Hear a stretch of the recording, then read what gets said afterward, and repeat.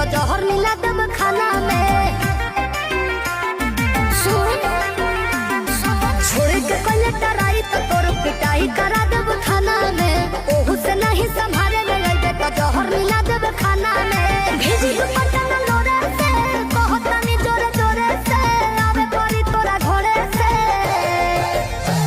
बर्बादी होई बाकी शादी होई मोर तोरे से। बर्बादी होई बाकी शादी होई मोर